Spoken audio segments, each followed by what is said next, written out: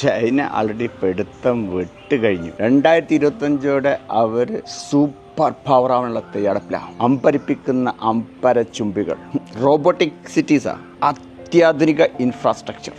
അവർ ഇതിനകം തന്നെ കളം നിറഞ്ഞു കഴിഞ്ഞു. ലോക കയറ്റുമതിയുടെ വലിയൊരു ശതമാനം അവരുടെ കയ്യിൽ തന്നെ. സത്യം പറയാലോ, ചൈന അടിപൊളിയാ. 7G, LFSO technology, artificial intelligence, biotechnology, അവരൊരുപാട് മുന്നോട്ടെത്തി കഴിഞ്ഞു. ഇനി ബാക്കിയുള്ളവർക്ക് അവരുടെ ചാരത്ത് നിൽക്കാനേ പറ്റുള്ളൂ.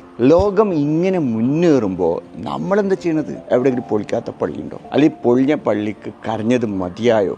ദുർബലന്മാരായി നിന്നാണ്ടല്ലോ എവിടെയായാലും ആക്രമിക്കപ്പെടും. ഇവിടെതാ നമ്മുടെ ചാരത്ത് തന്നെ അതികായകന്മാർ, അതിഭീമാകാരന്മാരായിട്ട് വളർന്നുകൊണ്ടിരിക്കുക. അവരൊരു മലവെള്ള പാച്ചിൽ പോലെ ഇങ്ങോട്ട് വരും. അപ്പോൾ അതിൻ്റെ കുത്തൊഴുക്കിൽപ്പെടാതിരിക്കണമെങ്കിൽ സ്വയം വളരുക, അടിസ്ഥാന സൗകര്യങ്ങൾ വർദ്ധിപ്പിക്കുക, ഒരുമിച്ച് നിൽക്കുക.